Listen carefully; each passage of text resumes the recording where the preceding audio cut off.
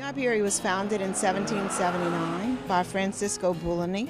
The Spanish settled in Iberia at that time and were one of the only remaining cities in Louisiana founded by the Spanish. We celebrate and just created a celebration 2 years ago of our Spanish heritage in Iberia. Mayor Curry visited our sister city in Spain in 2011 and invited the dignitaries to come to New Iberia, and so from there we celebrate our founding. We're standing in front of one of the 21 bronze trilingual historical plaques in New Iberia, and this is very significant because each one of these plaques gives you the history of this historically significant building, or it may be something that happened in New Iberia that is historically significant, and it gives that history in 3 languages: English, French, and Spanish. We're standing in a historical theater here. How long has this theater been here? And tell us about the other things that are here on the main street. This theater actually was built in the late 1800s as a warehouse. It was built as a warehouse and was turned into a theater in 1929. It got its Art Deco look in 1939 and remained a theater up until 1960. In the 60s, the theater closed and remained vacant for about 30 years. In 1995, it was donated to the city, and the city applied for grant funds to restore it. In 1997, it opened as it is today. The theater is listed on the National Register. We have been very active since 2006. Actually, this association goes back a lot further back till probably 1969. But we revitalized in 2006, and we have been very busy putting up these 21 historical plaques, as well as bringing the Acadiana Symphony Orchestra to New Iberia for 4 free concerts a year. 3 of them indoors and 1 of them outdoors. And in addition to that, we have put together a book. We have actually published a book that is comprised of stories of residents of Iberia Parish. Most of these residents are either deceased and we have their written stories, or they are in their 80s and 90s.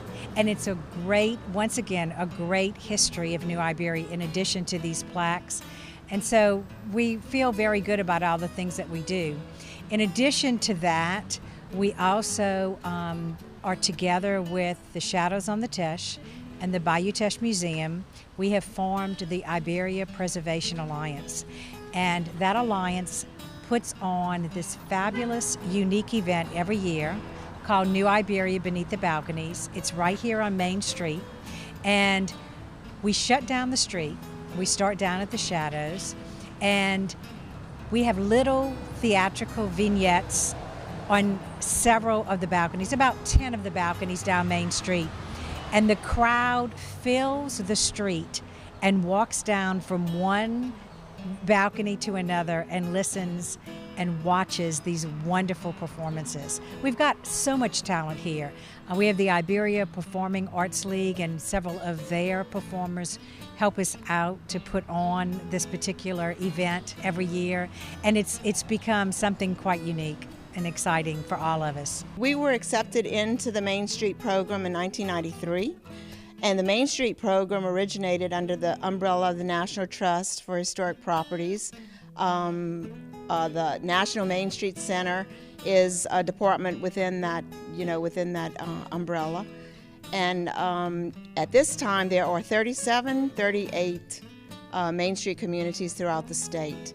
We were accepted in 1993, and actually were applied to the National Main Street Center for the Great American Main Street Award, and won that award in 2005. We were the first city in Louisiana to win the Great American Main Street Award.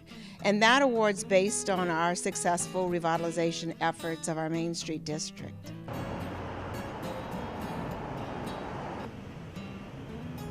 Tell us about where we're standing. This is our James Lee Burke's area here. We have all of his books that we handle, all the paperbacks and hardbacks. We do have some of the out-of-print hardbacks of his also that are signed for sale. And this is his section, we call it, and it's devoted entirely to his books. Tell us about James Lee Burke and his significance to this area. Well, the Burke family is an old family in Iberia Parish, been here for a number of years. Jim was born actually in Houston, and he grew up in Houston, but he visited his grandparents and aunts and uncles all throughout his younger years and spent a lot of time here in New Iberia. But the Burke family, like I say, has been here a number of years, and he based some of his novels on his actual family that were in this area. What type of books does James Lee Burke write? He has a series of novels they're called the Robichaux novels, and his character, Dave Robichaux, is a detective in the Iberia Parish Sheriff's Department, and they're all kind of murder mysteries that Dave Robichaux solves in this area. What other things does he reference in his novels? When his early Robichaux novels, he named a lot of places in New Iberia, but he used a different name, a fictitious name. In his later novels, he changed and actually names businesses that are here now on the street. In fact, one of the books, he mentioned the bookstore, where there was an author sign. And of course, the author was one of the bad guys, so we weren't tickled about that, but we joked with him about that. And he names Victor's Cafeteria, and across the street, the Clementines, and several other restaurants where Dave frequents.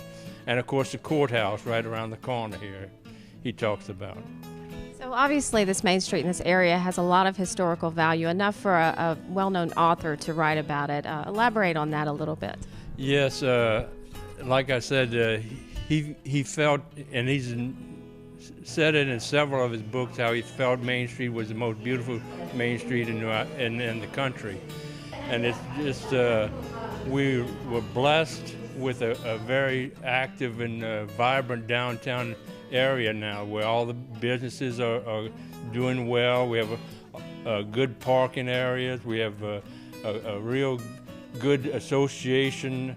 There's a historical district that helps with the old homes, and a good downtown business association that helps tries to do everything it can for all the small businesses. We have sponsored different things, and we have a very, very vibrant Main Street.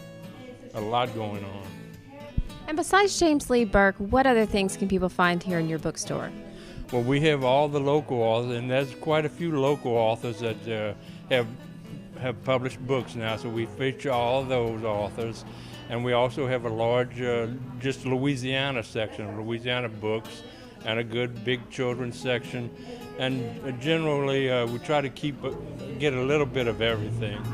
We're a small store, of course, small market, but we have very good delivery on any books. We can get just about any book that's in print within a couple of days, so this is a good service we offer. And we also find out-of-print books. We have different associations we belong to locate out-of-print books, and have been very successful with that. We are standing on the bayou side of the property. Shadows on the Teche gets its name from Bayou Teche, and even though we can't see it right here, it's just down over the hill. And tell us about the property and what you offer here. The Shadows on the Teche is a National Trust historic site and a National Historic Landmark. It was built as the home of a sugar planter back in the 1830s, stayed in that same family's hands until 1958, when the great-grandson of the builder gave it to the National Trust for Historic Preservation to be open to the public as a museum, so that people could learn what life was like throughout the 19th century in this part of the country. And so, using what he left us, we offer tours Monday through Saturday, year-round. We also do special education programs for the parish students. We have probably over 5,000 students that come to us throughout the year for programs that look at the Civil War, programs that look at what it was like to live here, and also architecture and community history. As a National Trust Historic Site, we are located right on Main Street, and we in fact are the dividing line between the residential historic district and the commercial historic district. We are exactly at the dividing point on Main Street for that purpose. And we get an awful lot of people that come to New Iberia that come because we are a National Trust Historic Site and we're known internationally as a site of the National Trust, and people come because they know the Trust has a reputation for doing good interpretation. Right down Main Street from us is a fairly new attraction, but a really nice museum, the Bayou Teche Museum, that while the Shadows focuses more on the history of one family and one story, the Bayou Teche Museum tells a little bit broader story of this region and the people that came and settled in this area. And then just a little bit off of Main Street, just a few blocks from here, is the Conrico Rice Mill, and that's the oldest continually operating rice mill in the United States. And rice, just as we emphasize sugar as an important crop in this area, Conrico Rice Mill tells you the history of the area from the rice perspective. And if someone were to take a tour here, what would they learn on the tour? We try to make sure that you learn a little bit about how people moved to this area in the early years after the Louisiana Purchase in 1803. That's when the bulk of the people moved into this section of the country and started these big sugar plantations. So we try to talk about the development of the sugar industry, which is still important today. And we also try to talk about transportation because we're on Bayou Teche and Main Street, and both of those were the important routes of transportation throughout the 19th century, and in fact still are in some ways. The portion of the history that sometimes people come to this area for that we don't address as much at the Shadows, but you certainly can learn at other sites, and that's the Acadians that came here, the Cajun culture, which we're known for because of Cajun food and Cajun music. And so there are other sites nearby that focus more on that, like Acadian Village in Lafayette and Vermilionville. And of course, I think the cultivation of the rice culture talks about the Cajuns in this area too. And then right away from here, a little bit 25 minutes away, you've got the Tabasco plant tour and store and Jungle Gardens. Those are both run by the McElhenney family, and those have been very important to the history of this area from early 19th century on. And of course, Tabasco is known worldwide too. We're standing inside Clementine, which is a wonderful restaurant in New Iberia, downtown. It's sort of the meeting place of everybody in the evenings, and it's a great place to eat and have fun. We've been in business for a long time. It's been since 1932. It's a family restaurant. We are third-generation owners. My husband will give you a little bit more feedback on the whole family history. So it's been over 81 years, and we are in a very historic building, actually, in New Iberia on Main Street, and it's the old Trappe building. They used to have their office here. We actually still have their little safe where they used to lock up all the little Trappe money, and they had the cannery in the back, so they used to bottle up a lot of the little peppers, a lot of the beans, and it was nationwide. And sadly, it's not still here, but we do have this beautiful little historic building, and in the back we have a tree. It's a live oak. It's historic, it's registered, it's planted in about 1630, so it's got some age to it, and it's quite beautiful. It goes over our cooler and over to the neighbors, and the building itself has a lot of history along with the family, so it kind of goes hand in hand with what we're doing. And Richard has taken over from his father and his grandfather, who was pushing a snowball cart at one time, and now we're flipping flounders and shucking oysters and getting it all together for Main Street, New Iberia. Our restaurant has been in business since 1932. My grandfather started. He used to push a snowball stand, and then people said, hey, you need to serve some food. And so they started him with sandwiches, and then we went to seafood, and then it got bigger and bigger and bigger, and then we moved, we added a location here in New Iberia in 1988. And where's your other location? Other locations in Broussard now. And tell us about the industry around here and where you get your seafood from. Well, the industry around here, since my grandfather was in business, we've always had local people delivering stuff. We had, a lot of friends of mine used to bring fish to my dad. When my grandfather was around, he had all his local fishermen. Then they'd go to Grand Isle, get some oysters, and they used to actually drive trucks over there and pick it up themselves before they had suppliers for all that. And then, nowadays we have a lot of our seafood comes straight from Delcom. We get our shrimp, some of our fish, and I'd say a little further over in Houma, we get our oysters from down that way, and so we get a lot of local seafood here. And how important is your restaurant to the dining community here, and how does it tie into Main Street? We are I find a good Cajun staple. We've got all the traditionals. We've got the flounder, we've got the shucked oysters, we've got the alligator, we've got the crab meat, we've got the shrimp right out of Delcom.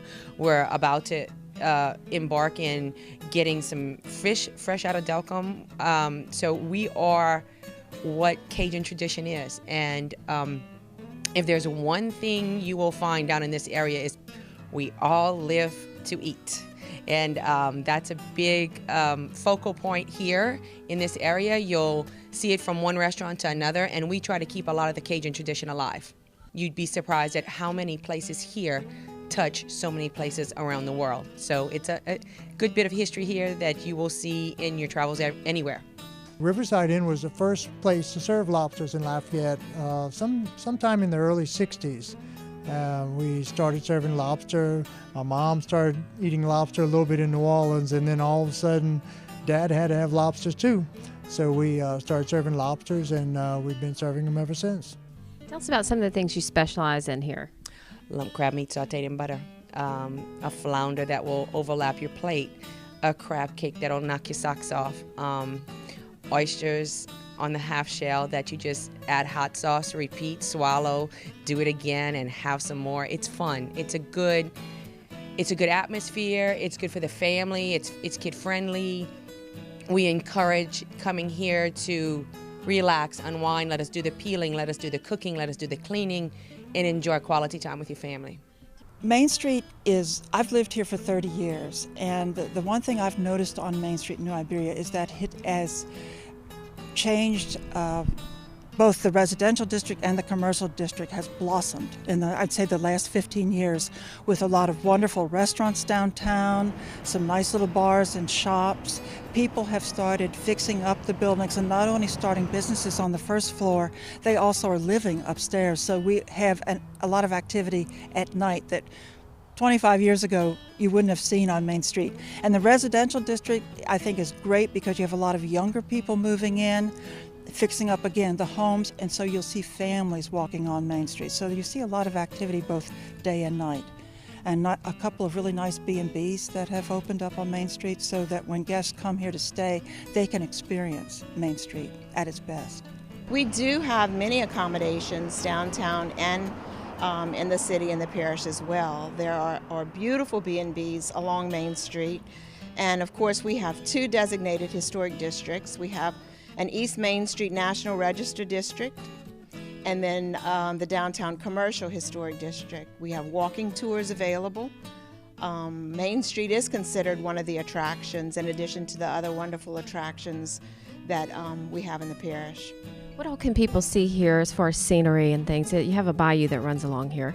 We do have a bayou that runs right through the middle of downtown, and we have events that take place along the bayou. We have a new festival called the Dragon Boat Races that just was initiated last year. Very successful event that takes place on the bayou. We have the paddle boat canoe race that spans through several different communities.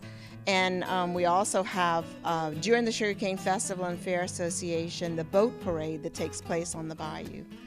So we're bringing our festivals to the water, which is a good thing. You can stop here, get some oysters, get some crab meat, get some flounder, You can then just take a stroll. You can go see the Shadows on the Teche, which is a beautiful historic home. There's a lot of shopping downtown. There's, bookstores and jewelry stores and clothing stores and just little kitchen stores. You've got the great museum, the Bayou Museum. You've got the Evangeline Theater. There's a lot of history, and it's so restored thanks to Miss Jane. She really, really takes a lot into making our Main Street beautiful, and it shows. It really does. And you can find us at greatseafoodacadiana.com. Our hashtag is Great Seafood, but our hashtag should be Great Staff too, so come and join us. What other kind of events do you have here on Main Street? Most of our events are held downtown in the heart of our community. The Greater Chamber of Commerce Gumbo Cook-Off, Sugarcane Festival and Fair Association hosts their annual celebration, 75 years of celebrating down on Main Street. And El Festival Español, the new festival that was just created to honor our founding families. And Yuletide on the Bayou, our Christmas parade. All of our main events are held downtown. I'd like to invite everyone to come and visit New Iberia and all of the attractions that we have to offer in addition to our Main Street district. Main Street is the heart of our community, and when your heart is healthy, then that just shows that the rest of your community is healthy as well.